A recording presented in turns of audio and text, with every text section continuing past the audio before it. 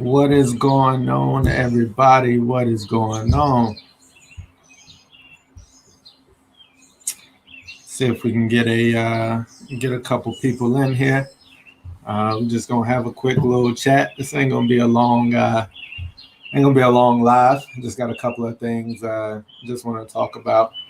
This is especially for my people in the DMV area. So uh, yeah, we're gonna hold on and see if we can get a couple of people in here. See you, Turf. Oh, I forgot to. I'm gonna do something real quick, Turf, and see if I can do it while I'm going live. I forgot to add a couple, as you said, add a couple of wrenches out there. Let me see if it'll let me do it before we get going.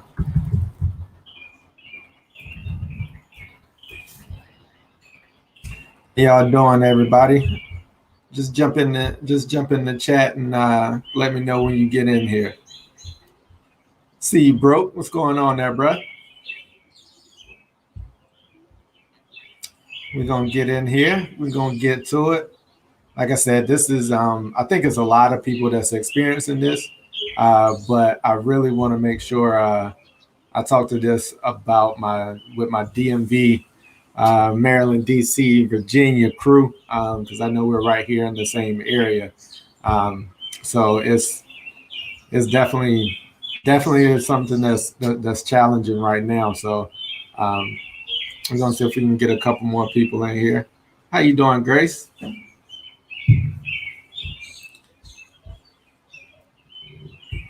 Yeah, we're gonna get in here. We're gonna talk. The main subject today is gonna be drought stress. Drought stress is what we're gonna be talking about.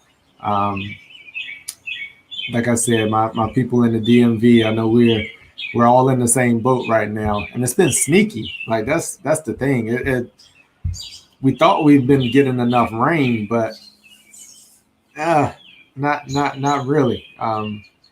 So it snuck up on me. Like I'm gonna be honest. It's been a little sneaky. Maybe I've been a little slack in paying attention. I have had a lot going on, so I ain't really paid attention to it too much. But it's real. It's definitely real. So I'll go ahead. We got 10 people in here. Hopefully we'll get some more people that'll be joining in. All right, Rob, you out in St. Mary's? Drought? Yep. Yeah. I mean, it's real. So we're gonna go ahead and get into it. One of the things definitely want to talk about. This is gonna be a quick live. Just want to drop some information on y'all. Just check in, see if y'all are experiencing the same thing. And I know I've just been a little slack in paying attention to how much rain we've been getting. The lawn and everything's been looking good, and it's kind of been showing me a little bit of signs this past week. So I actually got my irrigation and everything going earlier on my front yard. So earlier this week, like it was showing, because it's full sun, so it was showing signs of that drought stress. So I think that was Monday morning, this past Monday morning.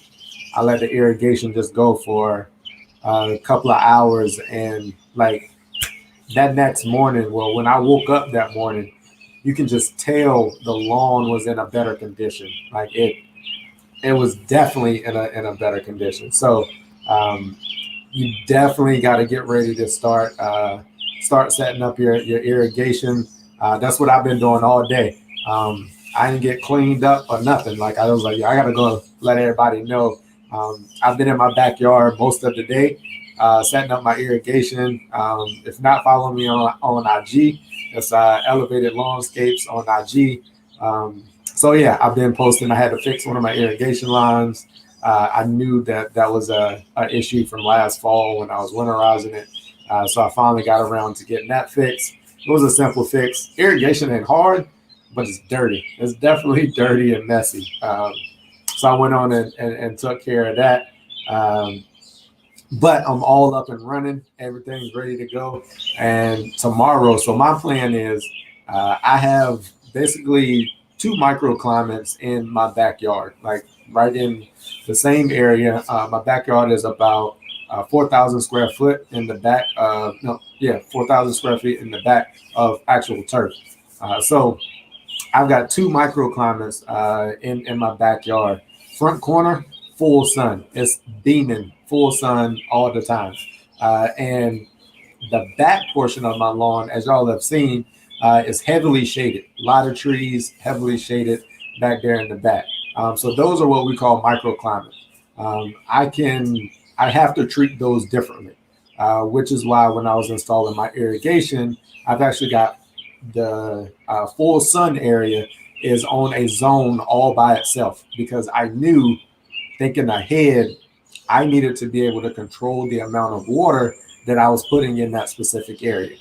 So I've got extra heads in that area. I know it's overkill for that size of the area, but I wanted to be able to put as much water as I wanted to in that area. So it's full sun. I've got 5 heads over there, and it's in a zone by itself. The heavily shaded area is where I'm going to be cutting back and on the water. The area which most of my backyard is shaded, it looks amazing right now. Not even showing any signs of drought stress, heat stress, anything. It's rocking and rolling. It's loving life right now. You can ask Turf. Turf was over yesterday. It's in amazing condition. But that area that's over there in the full sun, and there's like a sun line. You can see where the shade starts and the sun is. That's right along those edges. It's struggling. Like it's starting to check out. And you can see how dry it is. So definitely want to make sure that you're getting your irrigation dialed in as soon as you can. My plan is I'm waking up, my irrigation is up, running, ready to go. Tomorrow morning, I'm getting up as early as I can when the daylight breaks. I'm applying my Hydrotane. So I will be applying Hydrotane to those areas that are in full sun, along the edges of my driveway and sidewalk. Another area that's really going to take a beating. Like I told you in my last video, I like to let my edges get overgrown, because now is the time that your edges are going to start taking a beating when these temperatures start to rise. And like I said, we're supposed to have temperatures this weekend at 90 degrees. I think it's supposed to be like 86, 86, 88, 88, and then 90 for like 3 days in a row. Turf is going to take a shot this week. This is going to be the first week. You're in the DMV area. This is going to be the first week that we're going to be cracking a week of those temperatures above 85 degrees. So you definitely want to get your water, your Hydrotane into the ground before those temperatures get here. So my recommendation is get out there tomorrow. Make sure you're getting everything set up. That's what I spent my day doing. And I'm ready. Tomorrow morning, I'm going to probably start my irrigation around 4 in the morning, around 3 or 4 in the morning. And I'm just going to let it ride for at least 3 or 4 hours. And I'm just going to get a nice deep watering through everything that's going to be full sun. I won't add that much water to the areas that are in the heavy shaded areas, but I am going to give them a pretty decent watering also. But anything that's in the full sun today or tomorrow, which is Monday, Tuesday, get out there, get as much water and moisture into the soil as you can possibly get to get that lawn ready and the soil ready for those hot temperatures that we're going to be getting. All right, so I'm going to go ahead and see who we got in the chat real quick. Okay, I see you. What's going on, Justin? I'm glad to see you popped in, bro. I appreciate you.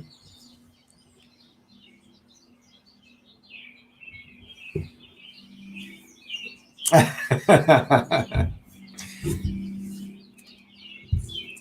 right, yeah. All right, I see you with that one, Justin. But yeah, man, appreciate you stopping by, man. We're gonna talk a little bit about this drought we're having right now in the Maryland area, Maryland, DC, Virginia, like we're definitely dry.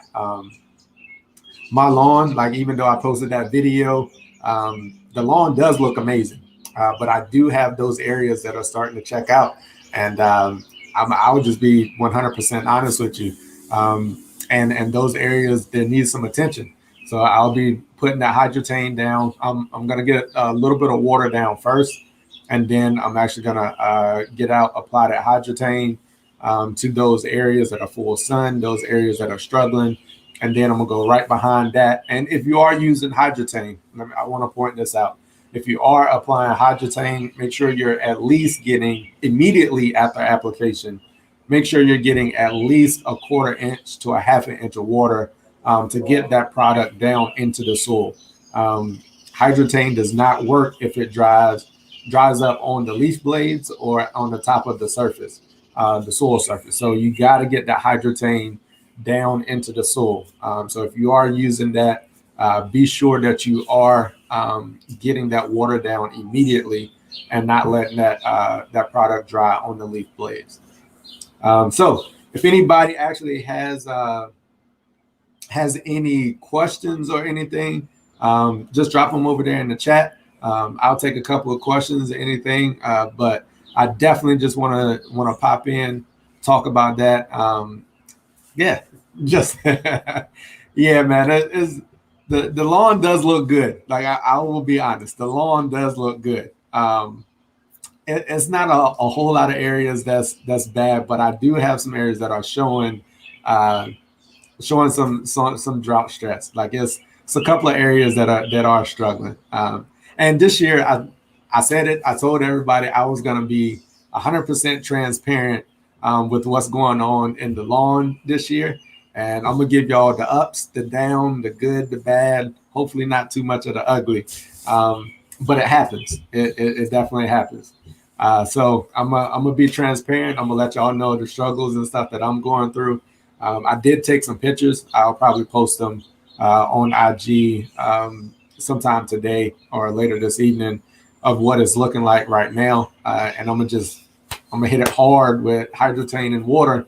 Tomorrow is mainly the water is what I'm really doing, because you want to get as much of that water down into the soil before those temperatures get here. It's kind of hard to, when you're already in a drought and the temperatures are high, trying to apply water. You got to get that moisture into the soil before those temperatures get here. All right, so it looks like we got a question coming in. I don't have the product. Definitely. Humic is always good for getting that soil and everything prepped. Definitely, humic will be good. If you have Air8, I see you said RGS. If you've got some Air8, I would actually recommend going with that Air8 over the RGS if you have it. If not, RGS wouldn't. I mean, it's never a bad time to get some RGS down. But yeah, some humic. I actually made that application that you're speaking of. I did a humic, RGS, and Air8 application about a week ago. So those are good products to make sure that you're getting ready for those temperatures. It'll get the soil ready. Yep, good question. Yep, you're right on point with it. You're right where you need to be.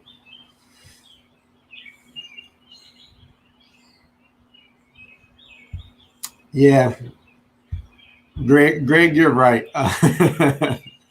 It is a perspective, and what I like to tell people is it's all about your expectation. Like, what is your expectation of what you want your lawn to look like? Because I know what I want. Like, I want the immaculate. Like, I want it to be top notch year round. Even though I know that's a struggle to do, it's difficult to do that, but that's my goal. So I know that, and a lot of times when I say it doesn't look good, most people are like, "What are you talking about?" But I got a high expectation right now. All right. Grubs. So I have not had a problem with grubs, and that's one of the things that I normally try to stay away from pesticides and herbicides and stuff unless I know I need them. I've done a lot of digging around in my soil and in my lawn, just doing stuff, and I may find a grub or two here and there, but I do not have a grub problem. Haven't had a lot of experience with working with grubs, but if you are going to apply it, like now is the time to be applying it.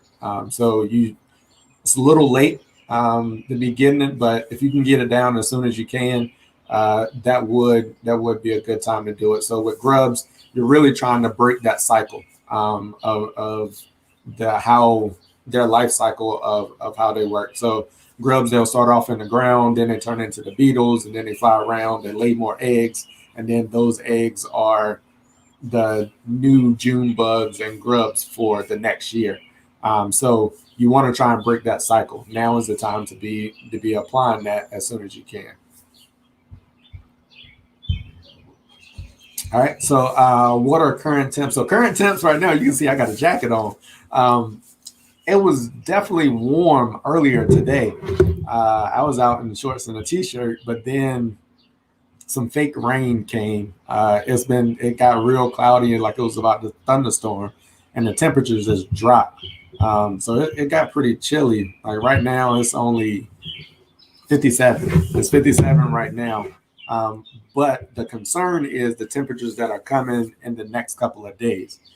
So let me give you the forecast right now of what we're looking like for the next couple of days, and that's the concern. And there's not a drop of water in sight.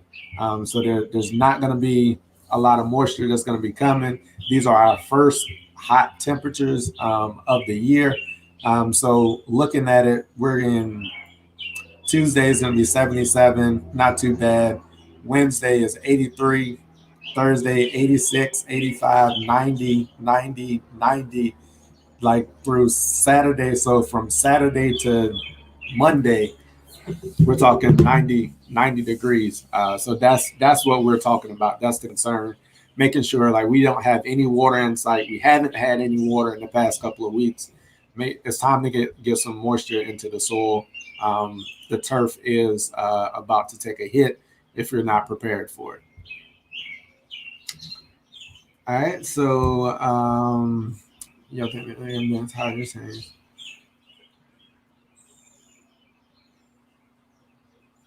Um, that's a good question. Hydrotane and that CK.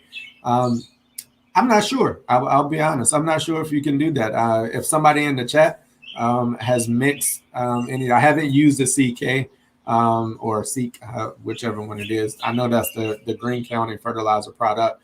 I don't have any, and I haven't applied any of it, so I haven't looked into what it can and cannot be mixed with. So if anybody in the chat has used it, let Butterscotch Taco give them a little response there. I haven't used the CK yet. All right, so I wasn't saying aerate, it's aerate. So that's actually a Green County fertilizer product. From the next line is air, as in Air Jordan, AIR 8. So that's what we're talking about. Aerate is that product.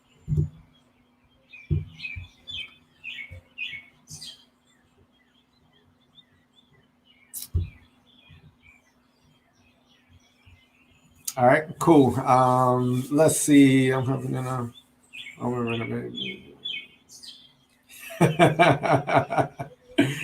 oh man. First off, this is a tough question. Like this is a tough one. I will say both seeds are a quality seed. Hands down, you will not go wrong with either one that you decide to go with, whether it's the GCI Tall Fescue or the Mountain View seed.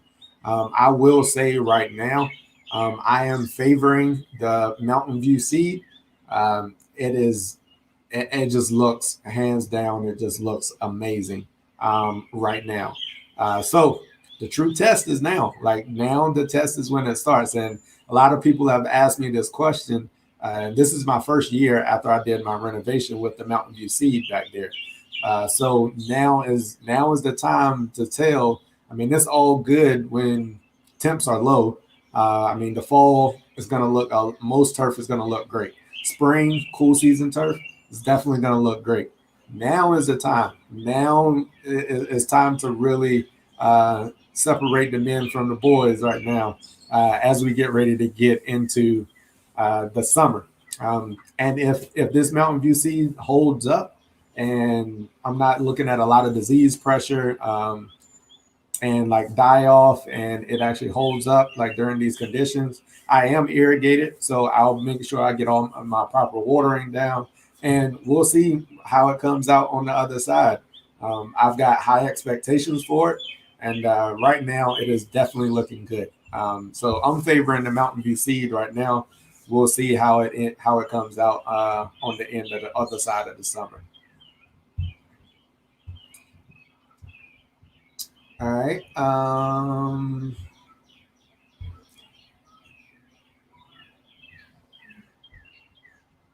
Yeah. All right. So, all right, we got another question, Mr. The window for pre-emergence. Um, post weed control is it. So I think you're probably accurate. You might have missed that window at this point because I've already got my second app down. Even if I do a split app, so I've already got my second one down a couple of weeks ago. Look at your soil temperatures. Check your soil temperatures first. See what they are. If your soil temperatures still haven't cracked like 65, 70 degrees, which in most areas most of them have already passed those soil temperatures at this point. But check your soil temperatures if you haven't. Right now, being that now we're about to cross the 85-degree mark, it's time to start switching away from your ester-based herbicides. So now you really have to start watching your labels of the herbicides that you're going to be applying. So you're looking for a post-emergent herbicide, and you'll want to make sure that it's something that is non-ester based because ester-based herbicides are very volatile in high temperatures. So you want to make sure you stay away from any ester-based herbicides. So let me see, what would your speed zones are out, your triplets are out. So you just make sure that you're looking for a post-emergent. I can't think of one right off top because normally at this point I kind of let weeds and everything ride at this point because I try to control all my weeds in the early spring and go ahead and knock those out. But if soil temperatures do, or if not soil temperatures, but if air temperatures do go down and they do get a little cooler, which I think they're going to drop back down for a little bit before we're stuck in the 90, 85-degree range. You can get out there and you can make your quick application of a like a triplet or something like that. All right, cool. I appreciate that question. Yep. So post emergent weed control is the best deal right now. Oh, my chat. All right. POA annual or crabgrass breaking through? No, I do not. And I'm thankful for that. I do not have. Oh, so that's the question. All right, I see what you got there, Turf. So they're looking at crabgrass. Appreciate you in the chat there taking care of that one.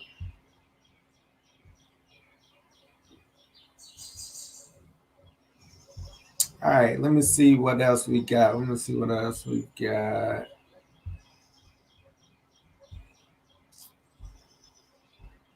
trying to catch up with the catch up on the chat real quick.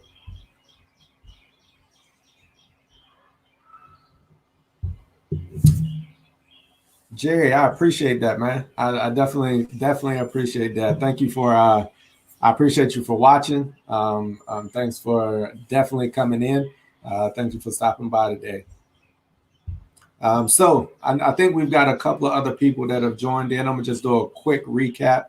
And like I said, if you got any other questions, just drop them in. Drop them in the chat. I'm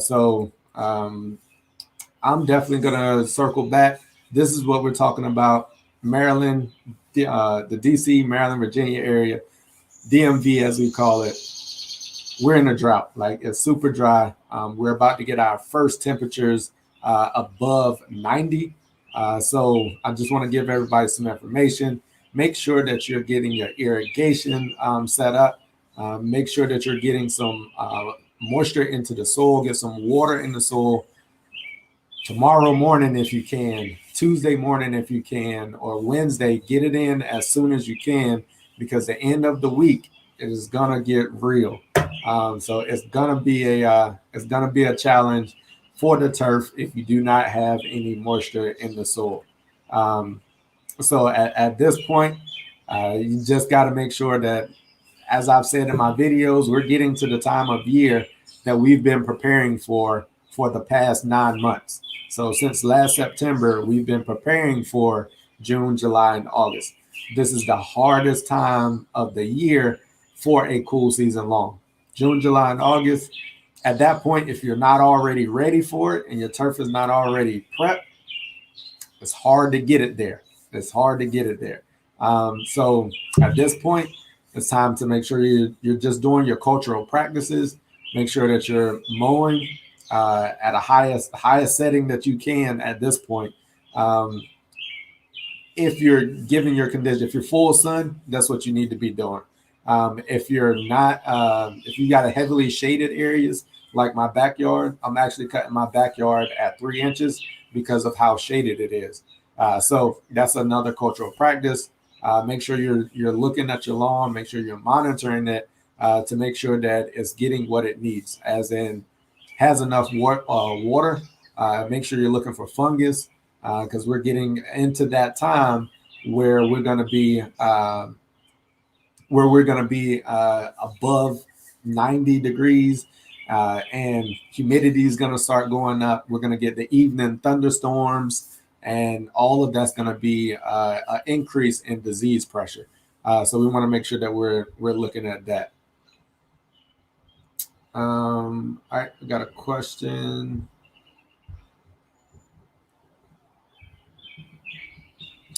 Gotcha. All right, Greg.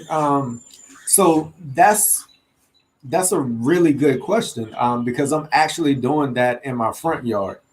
So if you look at my front yard, the main section of my front yard, it has a lot of older cultivars in it. I can look at it and tell. It just they have like wider leaf blades on them.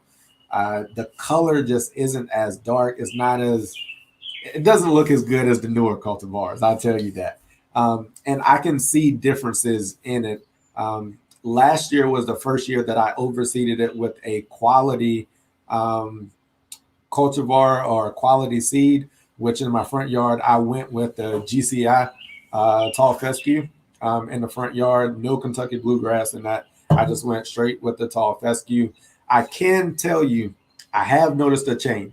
So what I did, my process for overseeding with that, I dethatched it pretty aggressively because I wanted to thin out the lawn as much as possible before I put down that new quality seed.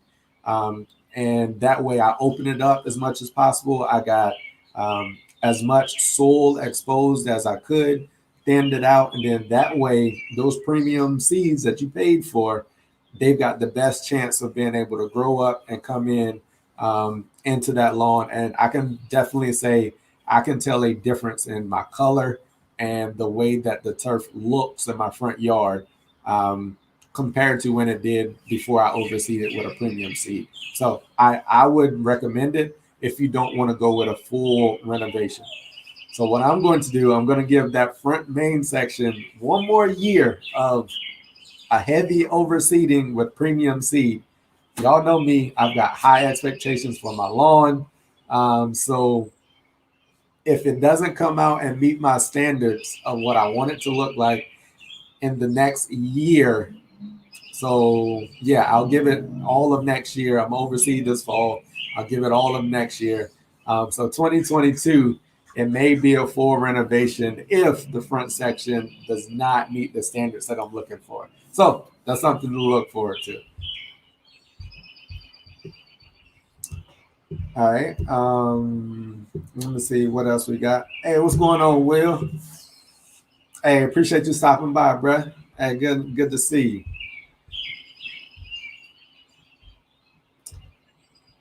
We got Backwoods Lawn Care in here. I see you. I see you speaking with Turf.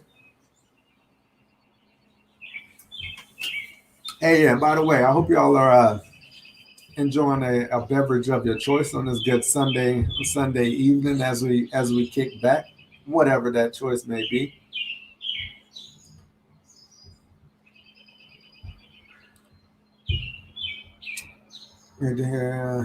Yeah, no problem. Yep, that's kind of the same way that I did. Um, I did. I actually detached. I call it detached. It was really like a power rake. Just pulling out as much of the dead material, anything that was in there, because I wanted to expose that soil. So yep, that's. I ran it in two different directions. You'll be amazed at how much you pull out of it. But you will definitely see a difference with that premium seed. Like I will say, I did see a difference. It's just going to take a little bit more time. It's not like your full renovations when you kill everything off and then you start over with a clean slate with all premium seed. It's just going to take you a couple of cycles of overseeding to really get there, but you will see a difference. You mentioned shady areas. Do I have moss issues? No, I do not. I do not have moss issues. Um, my turf is pretty thick, and my turf is pretty healthy. A lot of times, if you're getting moss, iron is one thing that moss does not like. So if you've got sufficient amounts of iron in your soil, that's one thing. I have used Quicksilver on moss. That is a product that you can use, Quicksilver. I did have really good results with that. I was working with somebody else, just helping them out, and they was like, "Man, what can we do about this moss?" So, yeah, that was a product that I was just helping somebody out, and they went and picked it up and gave it a try, and it worked out pretty good. But yeah, if another thing on moss is a lot to do with moisture also. So if you do have irrigation and you have moss in certain areas, check your irrigation and see if you can dial back the water in those areas.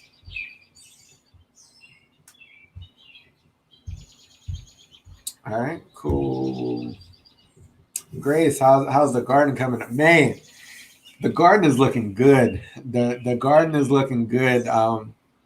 Turf kind of gave me a little bit of I won't say a stamp of approval, but a little pat on the back, like Grasshopper, you're doing all right. Grasshopper, you're doing all right. The garden is looking good. I do have some content that's going to be coming out on the garden here shortly. There's just so much going on in the lawn right now. I want to make sure that I'm giving you my lawn community. That's what I'm really here for. I want to make sure I'm giving y'all the information you need as the seasons and the issues and stuff come up. I want to make sure that I'm giving y'all that information. But I do have content that's coming probably maybe next week, maybe this week. We'll see. I might squeeze a little short clip in there to let y'all know where I'm at. But yeah, I'm excited about the garden. All right, what we got? I see you, Polo. Appreciate you joining, my man. And man, Polo Fields with the sickest stripes. Man, I wish it was as easy as to stripe my lawn as it is with yours, man. That mower that Skag mower you got is it ain't nothing but the truth. I really I haven't seen very many people stripe that hard consistently on multiple lawns, and like all of them are heavy glowing stripes. So yeah, I'm jealous of you, bruh. Yeah, man, you keep them stripes glowing. All right, man, what's going on? Let me see. You got another question in here. I am not. So as far as for the cicadas, I am not doing anything. Uh, I talked with a couple of people about the cicadas. They really say that they don't really bother the vegetables and stuff too much, like in the gardens and everything. So I'm just kind of trying to keep my eye on it and see what happens. I don't plan on doing anything. I'm not doing anything about it right now. I don't really have that many ornamental type trees. All I got is like a lot of mature trees around here, and I think they'll take the. I think they're mature enough and they're pretty old. I don't think they'll be bothered very much by the cicadas. So I'm hoping that's going to be the case. I definitely don't hope that. I hope they don't get in my garden. That's the one concern that I've got. But uh, yeah, we'll be good. What's going on, PJ? I see you just joined us in. I appreciate that. Good to see you, PJ. I know you're excited. I won't even hint at it, but you know what I'm talking about. I'm excited for you. Um, I'm excited for you. We'll I'm ready for that. Do I collect my grass clippings? Right.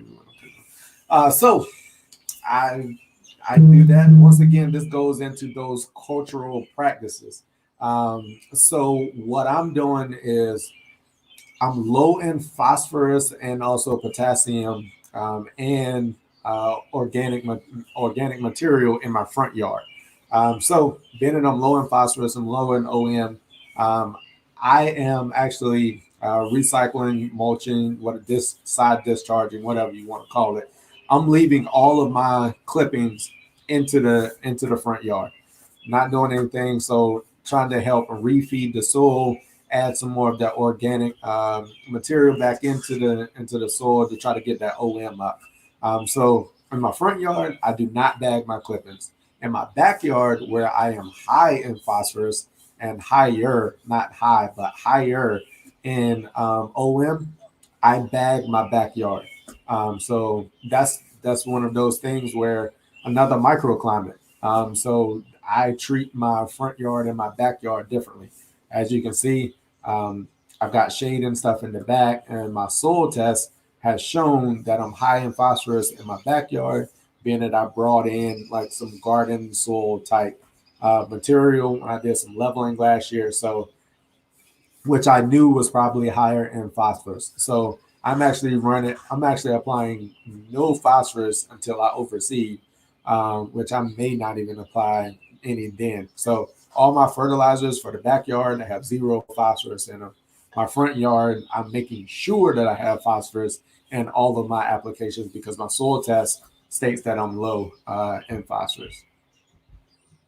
Yep. So if you're in the same boat as me, if you know what your soil test has said, like if you're a high or low in phosphorus, that's another reason um, to bag or not. And then too, like your research has shown that uh, if you recycle your clippings or mulch your clippings over a full season, that's almost equivalent to a whole extra fertilization, and it also just helps add that organic material into your soil. So if you don't have to, I say side discharge or recycle them into the lawn.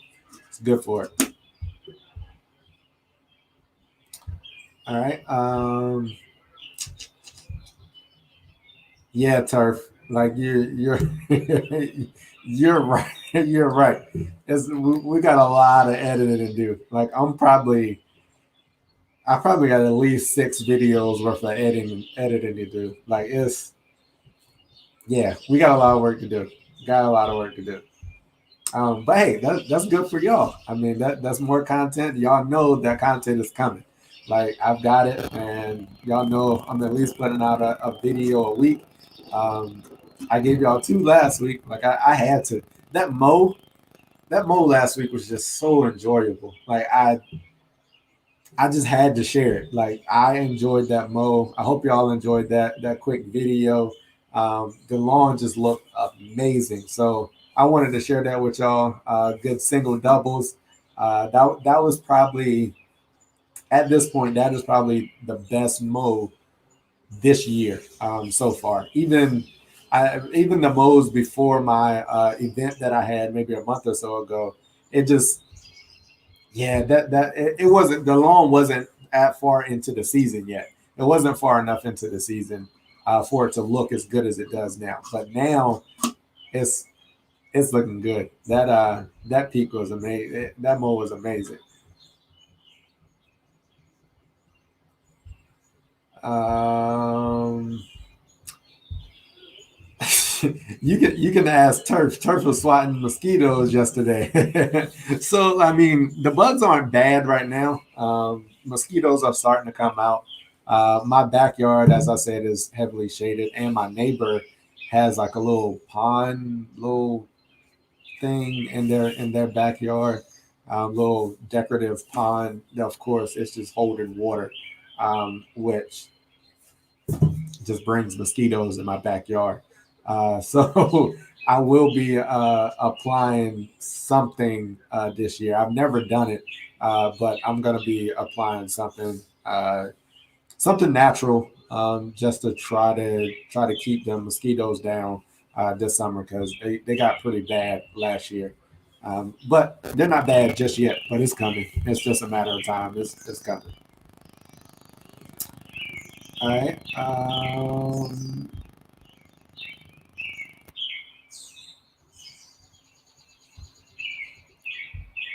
Yeah, no problem. Answering the questions. Yeah, we did. So Turf, we also forgot we forgot to shoot the ending, the recap portion of the garden stuff. We forgot that. And when I walked out to the garden this morning, I was like, man, I forgot to record. We forgot to record that part of it. But it's cool though. I'll make it work.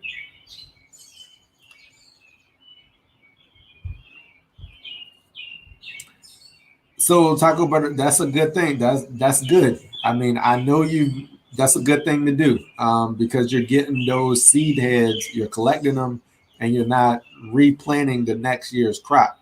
So that's good that you're bagging those seed heads. So keep doing that. Like you're doing the right thing. All right.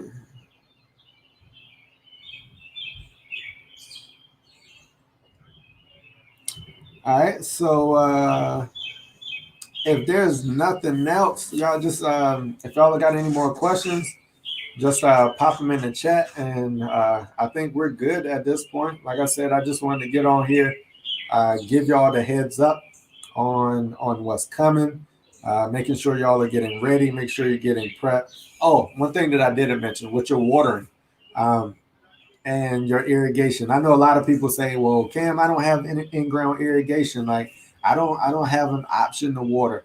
Um, don't overthink it. At the end of the day, you need to get water into the soil.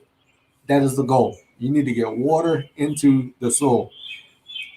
Go to Lowe's, get you a couple of Orbit sprinklers. Get you, well, those are ones that I like. They're a simple option. I ran those for a while. Go get you some Orbit sprinklers, get you a couple of water hoses.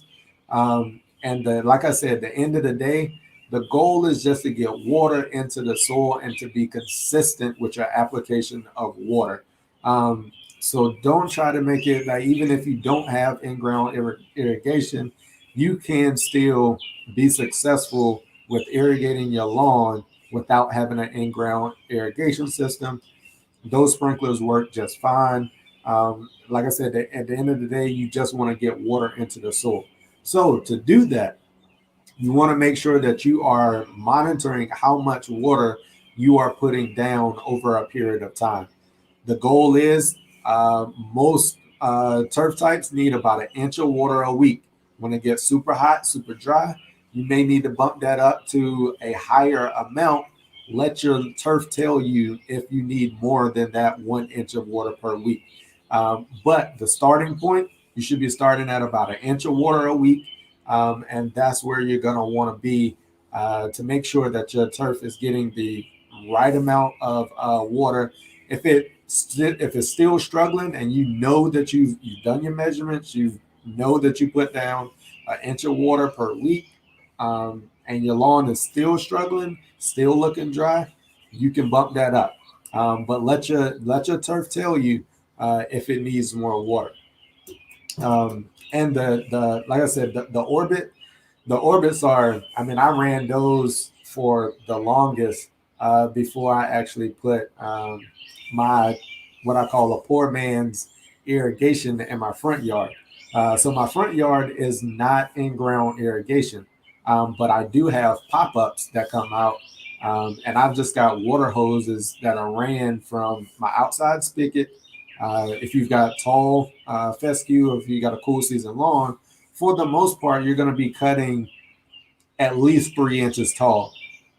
A water hose is going to be 5/8, 3/4, maybe, depending on what one you go with. If you go with a standard water hose, it's going to be 5/8. So you're going to be cutting well above that. You can hide those water hoses right in your lawn. Mine stay out in my lawn all year long until the winter gets here. I pull them up and then I put them back down in the spring. They stay down the whole spring, summer, and through the fall overseeding. Before winter gets here, I pull those water hoses up and I'm good to go. You can hide those water hoses in your lawn, leave them there. You don't have to keep going out and moving sprinklers and stuff around. Get you some timers. Make sure you're watering as early as you can in the morning. If you're not able to water in the morning, make sure you're watering whenever you can. But in the morning is the best time to do it. If you can water early evening, that may be a better. It will give those grass blades a chance to dry off a little bit. Just try to earn the water as early as you can in the morning. That's the best time to do it.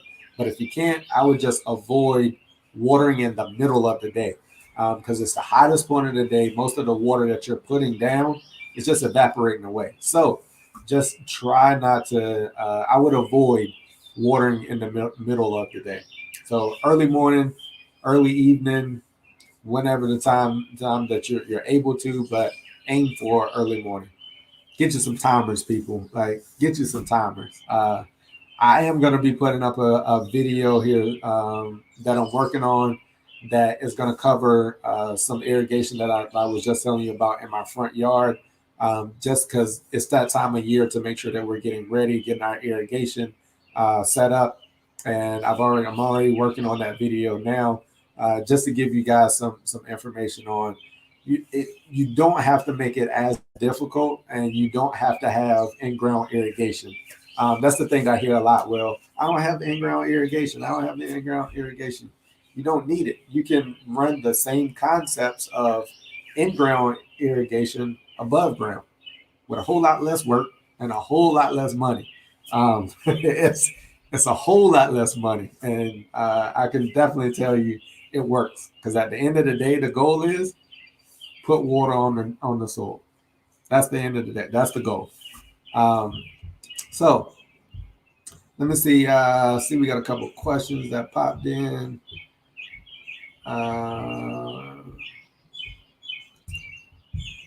Yeah, I see. Yeah, man. I love the screen den porch, man. This is nice. Like, I enjoy it. Like, this time of year, me and the wife, we spend so much time out here. It's amazing. Then once it gets a little bit warmer, we'll be out here in the evenings. Yeah, it's nice.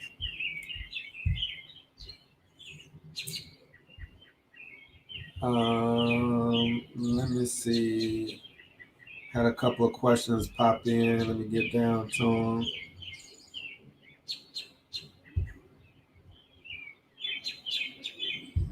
Okay. Polo. So what's my next application gonna be? Where I'm at. I gotta think where I'm at in the program. I just did basically my potassium feed. Yeah, I think my next one is gonna be light. It's gonna be some microgreen. I'm gonna probably be doing some microgreen for my next. No, 505. I think I'm going 505 on my next application and some phosphites. So I've been. I talked to Matt Martin when he was reviewing my soil test, and I told him about the pythium issue that I had last year. So I'm actually going to reach out to him again and then just get some more information on the phosphite applications, because just me reading the label, that stuff seems it seems like it's nothing to play with. So like I've read a lot of labels and I haven't really been shook about any of them. But just reading the label about the phosphate, I was like, ooh, I'm gonna do a little more research on this one. So I'm gonna reach out to Matt Martin and see if he can give me some more information. So I'm trying to get my lawn ready, my back lawn especially. I'm trying to get it ready for the disease pressure. Um, Y'all know it. I lost like 70% of my backyard last year to pythium. So I'm trying to prevent as much as possible. I'm trying to keep my lawn this year, people. I don't want to do another renovation. Uh, not on the back anyway. I'm done with doing renovations on the back. So I'm gonna be my next application is hopefully gonna be that 505 and some phosphites, getting ready for that disease pressure. All right, so grass type and region. So I'm in Maryland. So I'm in that DMV area, and I have in my front yard tall fescue, all in my front yard. Backyard is tall fescue and Kentucky bluegrass mix. Backyard is GCI tall fescue and Kentucky bluebank mixed, and I have a test plot in the front yard that is Mountain View seed, which is looking amazing.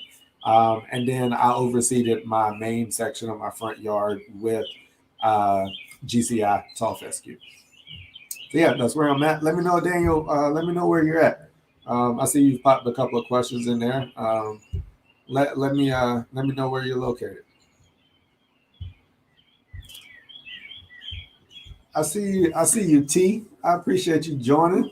Thank you for stopping in from the garden community. I'm telling you, T, like I'm following everything you say on your channel. So if my garden don't work out, I don't know. Can I say it was your fault? And so I don't have to take the blame?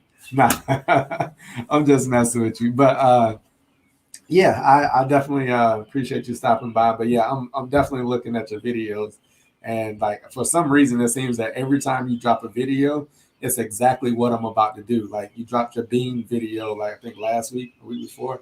Like I was getting ready to drop my beans like that following week. So I appreciate that. Keep the content coming because I'm definitely watching. All right. All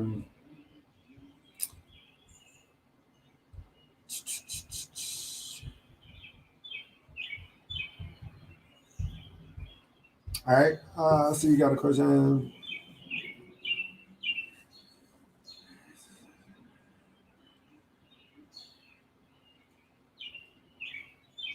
Yes, it is good to keep cutting it short.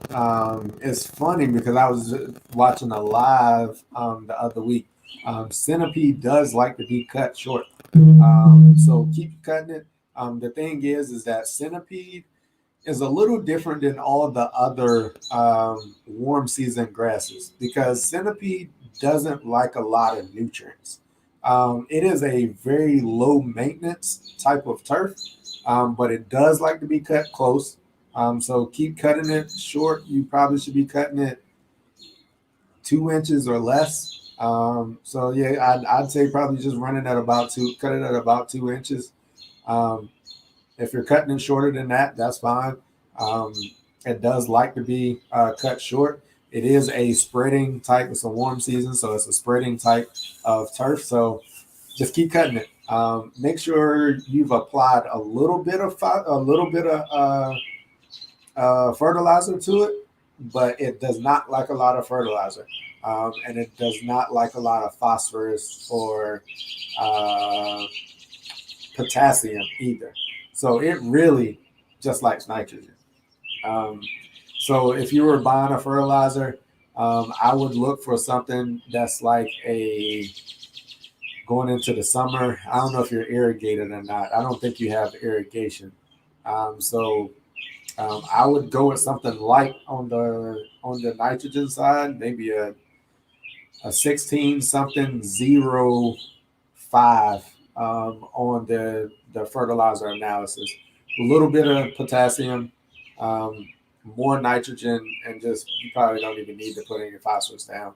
Centipede is not a fan of potassium and phosphorus, sulfate of potash, and phosphorus. So keep cutting it. I'd say keep cutting it. All right.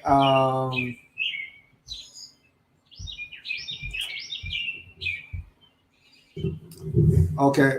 Okay, Daniel. All right, warm season, guys. See, yeah, I'm definitely cool season, bro. I'm definitely cool season. My pops is actually down in North Carolina. He has Centipede also. We were gonna do some work to his, but he kind of changed his mind a little bit. So we're gonna we might do something to it, may or may not. It's just I think just the timing of stuff. I've been busy trying to get down there and check them out. But yeah, man, I respect y'all warm season guys. Y'all have got a good a little bit of an edge where your turf repairs itself. I mean, you feed it, especially if you're Bermuda too. So I mean, Bermuda, man, it seems like it's a cheat code. Like I mean, cut it short and feed it nitrogen. Like that's it. Like I mean, Bermuda just it does what it wants to. Feed it nitrogen and cut it a lot. Like and you're good. Yep. I see Turf. Turf said the same thing that I did with to T.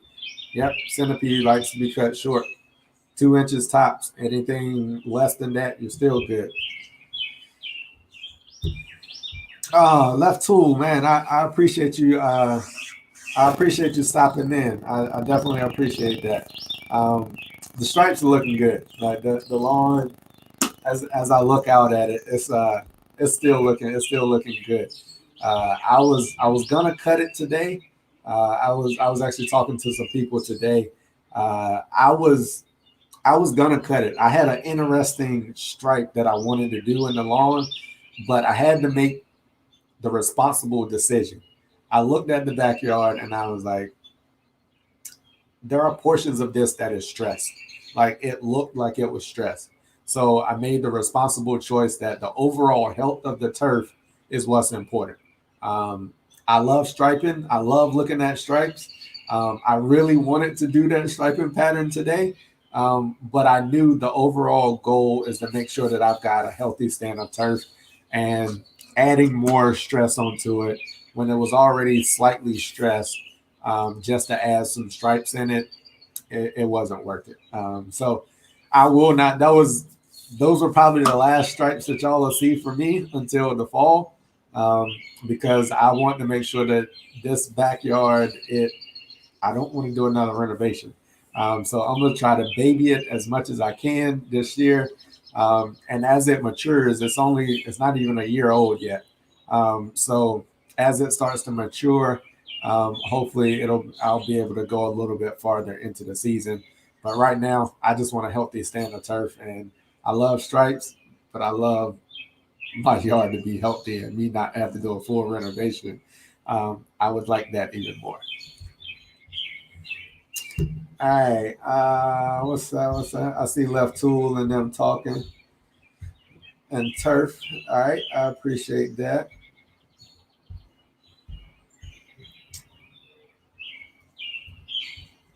Yeah, I agree, Left Tool. I mean, it's I definitely had to be disciplined. It was a disciplined choice to make. Like I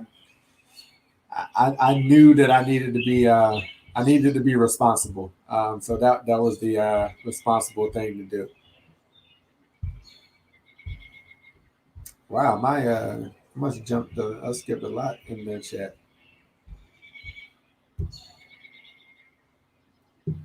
Okay, Daniel, Central North Carolina, Durham. Okay, that's what's up. I don't know if you knew, but yeah, I am from North Carolina, so Durham. I've got family in Raleigh. I went to school in Greensboro, so I know I know exactly where you're at.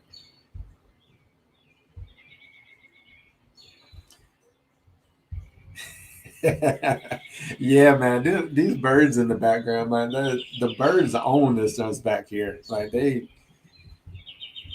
always they're always loud. And I was wondering how that was gonna come over, but I was like, y'all know I'm outside. Y'all are focused. As broke farmers say, hey, focus, focus.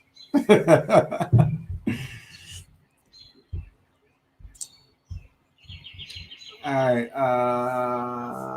Let me see. I see y'all talking to each other over there.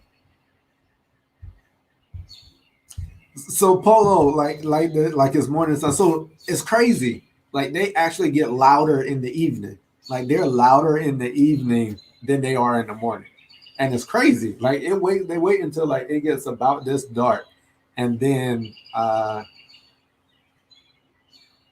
I wish I was on my phone. Like there's this huge rabbit that's like running across the yard right now, straight towards my garden. Like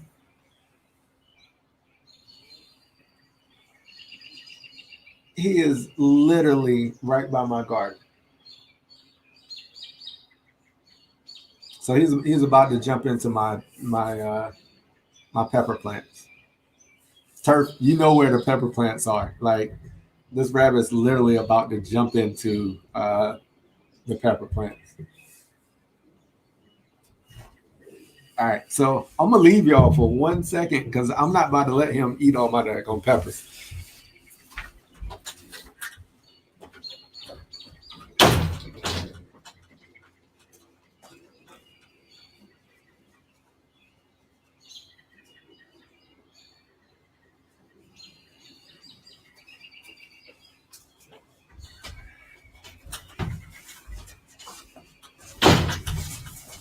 All right, I'm back. That was real quick.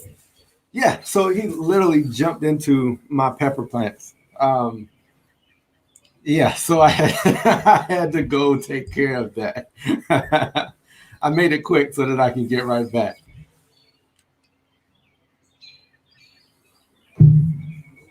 Oh, so yeah, I ain't been running lately. I a little bit out of breath.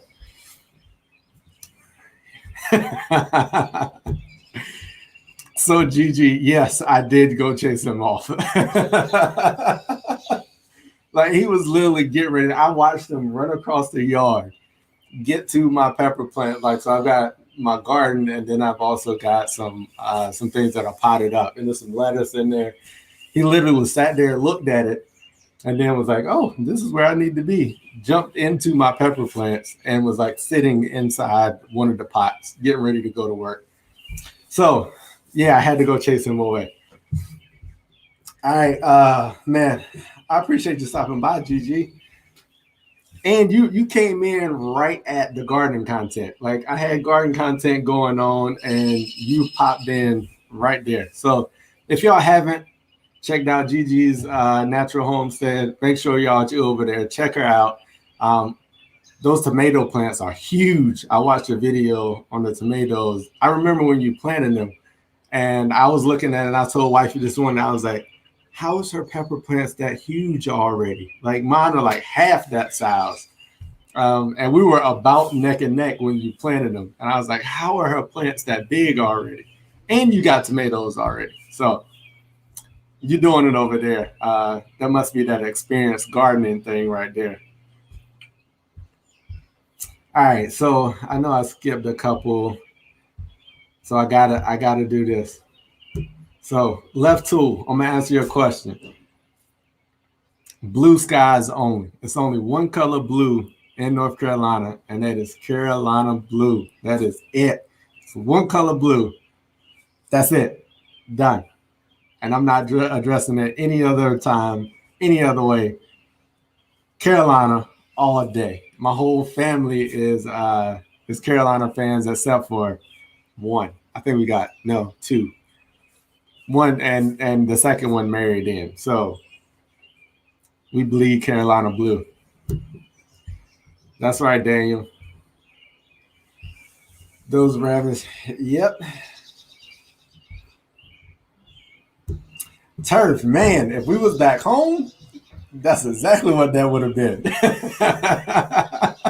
That's exactly what that would have been. Man, he would have been. I would have cut this live short, and we would have been cooking up.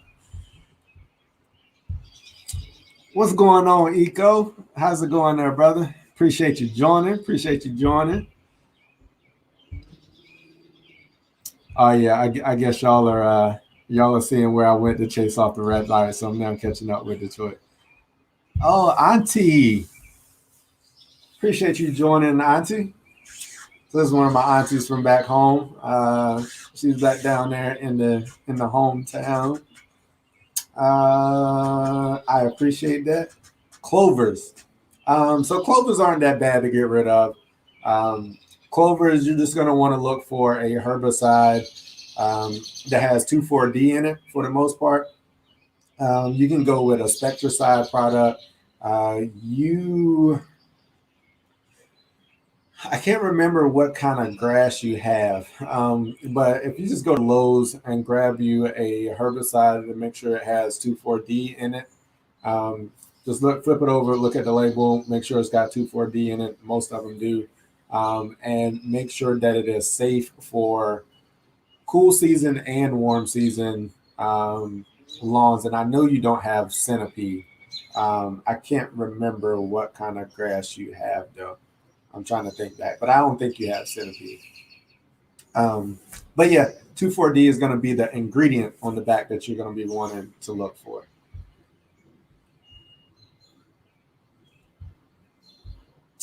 All right. I think this was funny.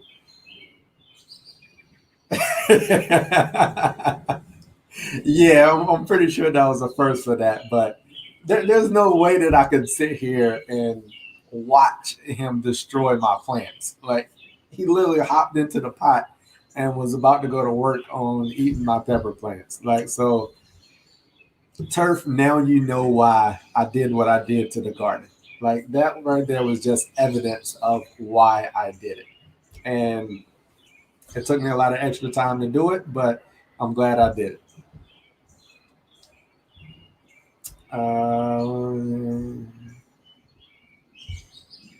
Yes. Left tool, I'm glad you agree. Like Bermuda it is easy.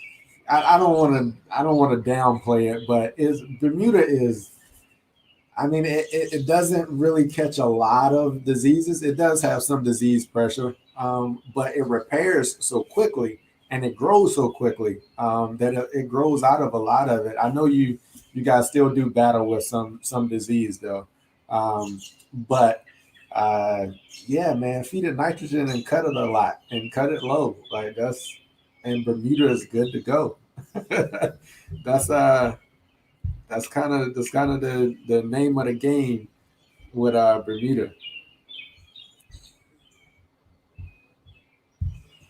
Oh, much warmer in Florida. Yeah, I know we've been cool. I know, and that's what I attributed like her growth versus mine. I know it's been cool here. We still haven't got there yet, but bruh, like her plants are like they're growing past the stake. Like I remember when she put the stake in the ground, it's like 4 foot tall, and her plants are already done grown past that. My plants might be a foot and a half, maybe. But yeah, man, I know we're gonna get there. They're still healthy, and that's the thing that I'm happy with. They're growing, they're healthy. So I'm gonna just ride out, and they'll take off when they're ready to. I do got to start feeding my garden more though. That was one thing that I picked up from you yesterday. Is I definitely got to start feeding more. I think I'm gonna feed here in a little bit.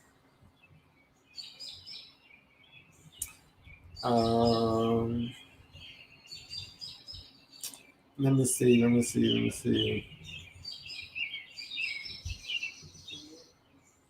Oh, so yeah, it's gonna be the squirrel war. Yeah, I mean I had to like if I didn't do what I did to the garden, and the reason I'm not directly saying what I did to the garden is because I had a video coming up about it. But yeah, the reason I didn't is because I mean I knew there were rabbits back here because over the fall and winter, or more so the winter, they literally ate like circles, like huge circles out of the turf. Like so, if they were eating that much grass, I mean, if they ate it down to like the nut, like barely above the crown. And all I was hoping for is don't eat the crown of the plant. Don't eat the crown of the like it'll come back as long as the crown is still there. And that's all I was hoping for. And it's like they ate it down to like just above the crown, and it still came back. But that's the thing. I mean that cool season grass, man. It's good. I love it. And we just got to make sure that hey, when those rabbits and stuff are coming through in the fall, you just kind of got to let it ride. But I can protect my garden, and that's what I'm going to do. I got a choice about that. All right. Let me see. We got a question in here. Speaking about Bermuda.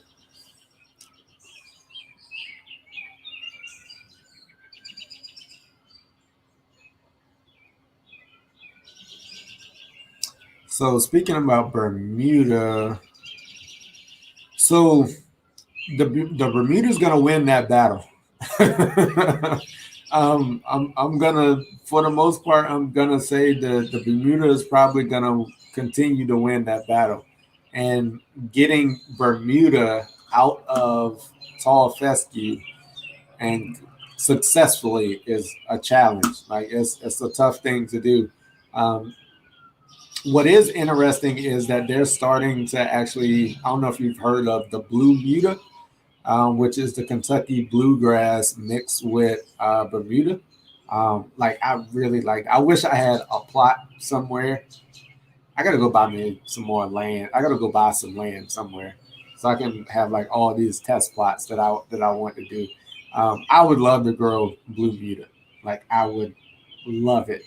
Uh, Kentucky bluegrass and Bermuda, two spreading type grasses. Like that's the best of both worlds. I mean, so yeah, it's going to be tough. And as Surf just said, I was going to bring that up. I was going to bring pilettes up, but it is expensive. Um, so if you don't apply anything to not the pilettes, if you don't apply that to maybe knock the Bermuda back, it's eventually the Bermuda is gonna win that battle. Um, so the best option. So the only thing is, you can try to get as much of it out, but it's just going to continue to grow in. Like it's a Bermuda's a spreading grass. Like so, if there's nothing that's going to keep it from growing into your yard, if your lawns are connected, um, you're going to have to continuously either spray out that Bermuda or put in some type of barrier to keep the Bermuda from coming in. The Bermuda is just, if you dig it out and pull it out and your neighbor still has Bermuda, all it's going to do is eventually it's going to creep right back into your yard.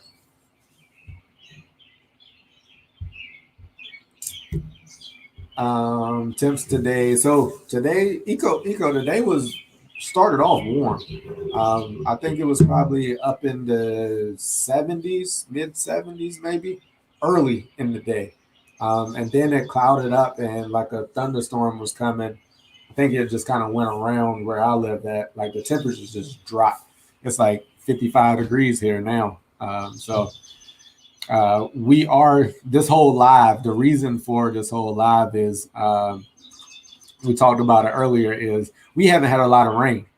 We haven't had rain in a good rain in weeks.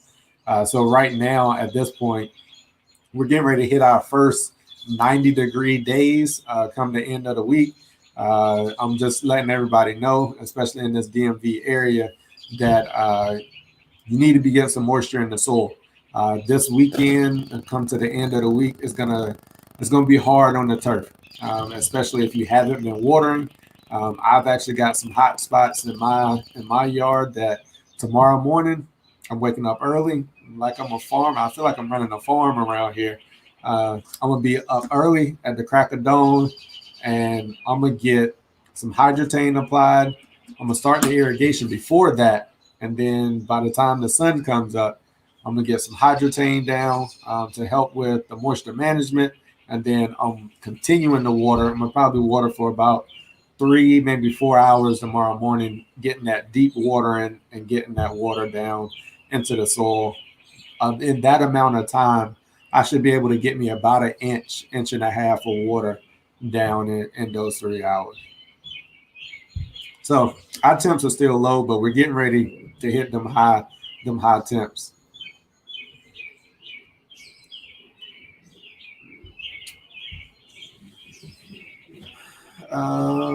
So question. All right. Do you think Bermuda and Centipede should be treated the same?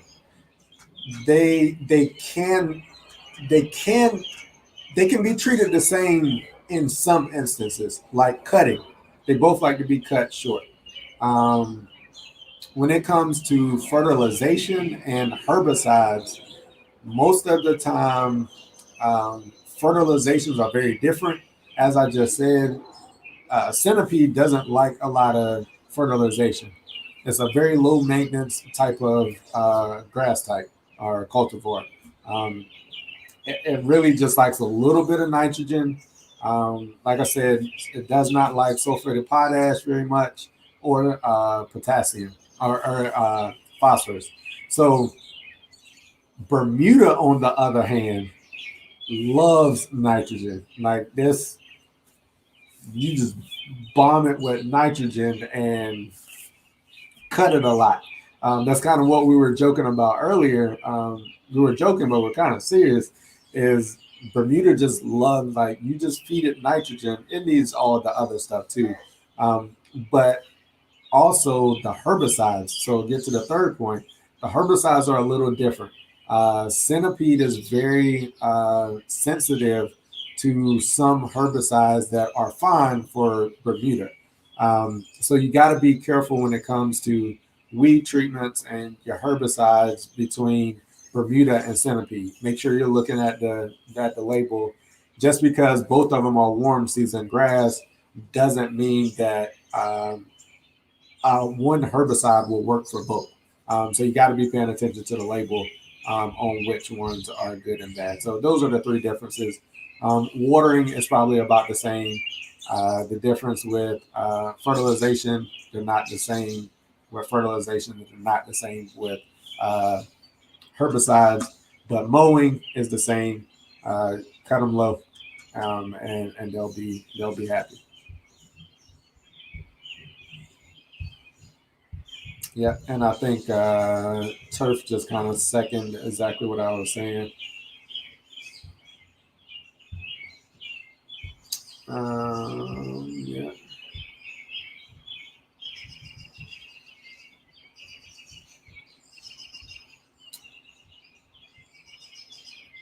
Oh, I appreciate you joining in, Frankie B. Um, nah, we're still here. Like I did not plan to be on here this long. It wasn't. It was gonna be a quick live, but hey, I'm here hanging out with y'all. As long as y'all happy, I'm happy. Like I said, I appreciate you stopping by, Frankie B.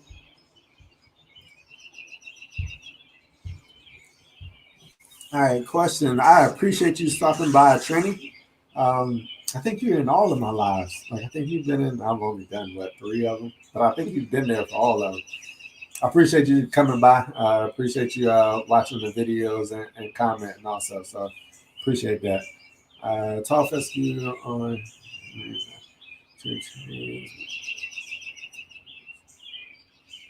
Um, Given those conditions, I would say tall fescue and Kentucky bluegrass mix, which is what I am converting my lawn to all the way around. My back lawn is already, like I said, I overseeded last fall, which was like a 70% renovation. I put in GCI tall turf type fescue, oh, turf type tall fescue, and Kentucky bluegrass, which was the blue bank. So that's what my backyard is.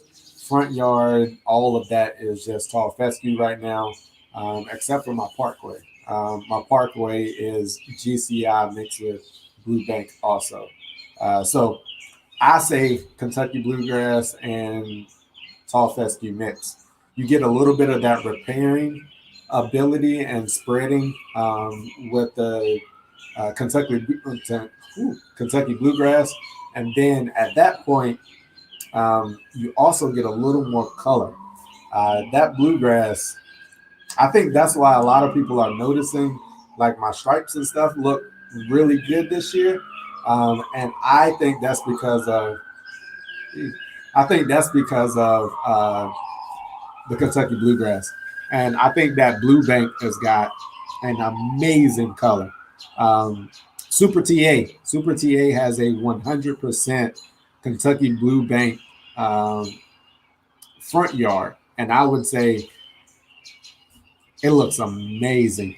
So if you haven't checked it out, Super TA, he doesn't post a lot of videos, but if you just want to see what the blue bank Kentucky bluegrass looks like, I think he's got a couple of short videos up there. You can see what that looks like.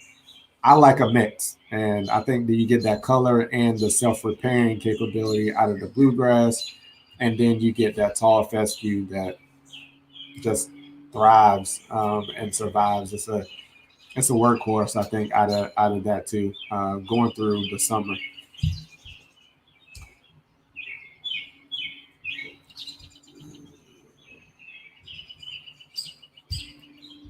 Send it over. Shoot us a pic. Beauty in the garden. Shoot it to us. Like we'll work with you. Let you know what we see.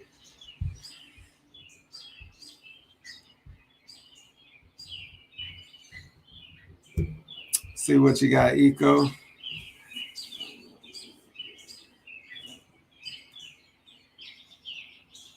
No doubt, no doubt.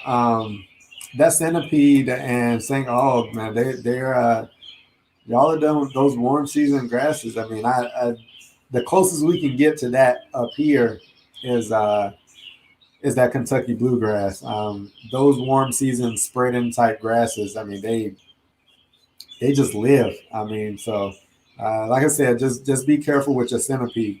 The centipede it does not like a lot of fertilization, um, and it really doesn't like a neutral pH soil either.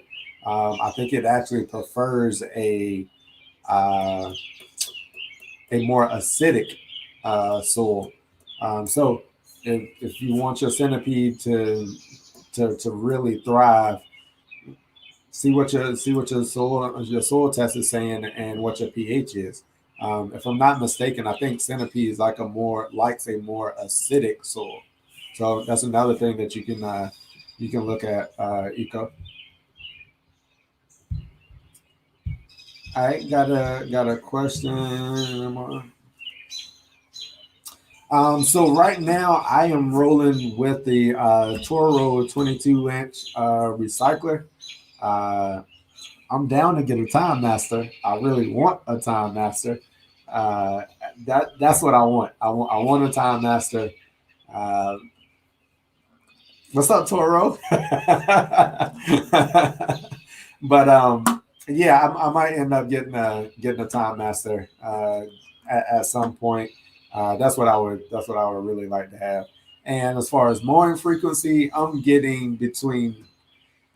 I've been two at a minimum for about the past 3 weeks, maybe the past 2 weeks. I've been 3 times a week. I've been cutting. So about every 2 days, I've been cutting. Um, and the crazy thing is like I'm actually cutting. Like it's the front yard, which as far as nitrogen application, the front yard has had the least amount of nitrogen out of my entire yard. Given it hasn't been as much slow release type fertilizer, but even the overall amount of fertilizer that has been applied to my front section is the lowest out of everybody. It's just barely over a pound of nitrogen on the front, but it is growing like crazy. Um, and it's a more mature and established lawn there in the front.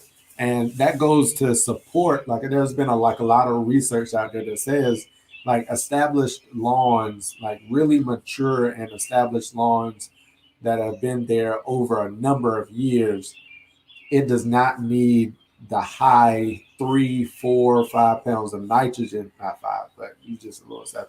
It doesn't need that 3 to 4 pounds of nitrogen from a cool season standpoint. I'm talking cool season. If that lawn is established, like it does not need that much nitrogen. And I'm starting to believe it just from what I'm seeing in the front yard.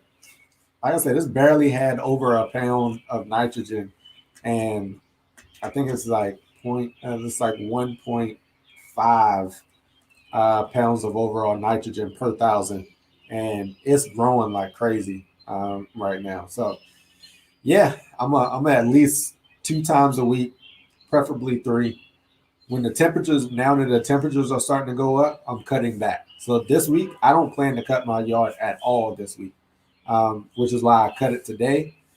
In the front, I'm gonna dump some water on it, get some nice deep watering, and as it goes into these hot temperatures over the weekend, I'm not gonna touch it. Hopefully, early next week or sometime early mid next week, the temperatures will go back down a little bit, and then I'll make sure I get a good watering in on it, and then I'll go ahead and cut it. So yeah, the more you cut it, for sure, it's gonna grow. That's my saying.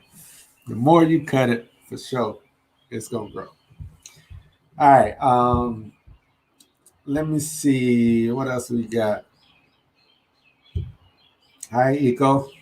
Yeah, that's that's probably why that centipede is thriving. Like that's it definitely likes a more acidic soil. So I'm pretty sure that's what it is for that one, Eco. So hey man, I'm glad it's looking good. Um, yeah. So Eco, I actually looked at the time cutter. I actually looked at that also. Um, so let me know what you think about it. Let me know what you think about it if you're liking that one. I looked at that one just as from price range wise. I think that one is I think that was a ride on. I'm looking for something to ride people. Like I would that's what I would like to do because I just it's like I'm always doing projects around the yard. I'm always moving stuff. Like I'd like to be able to pull something around and stop wheelbarrowing stuff all over this yard. So I think the time cutter the uh, is the ride on. All right. Let me see what we got. Yeah, it is. I mean, they're finally starting to quiet down a little bit. If you was on here earlier, they were. they were going off. Like I don't know what's up with the birds. It's like they come alive once the sun goes down. But yeah, man, we'll sit out here and enjoy um, a beverage of choice, put some tunes on, and have some dinner out here. I love it. I mean, it's good out here. I have fell asleep out here too. As you're talking, Turf, like yeah, I fell asleep out here before too. All right, so if anybody have any other questions, I'm gonna just do one last recap on what this live was about. If you got any questions, drop them over there in the chat. I'll do this last little wrap up. So DMV area, we are coming up on the hot temperatures. It has been super dry. There's not any rain in sight right now. Make sure you are getting your water down as soon as possible.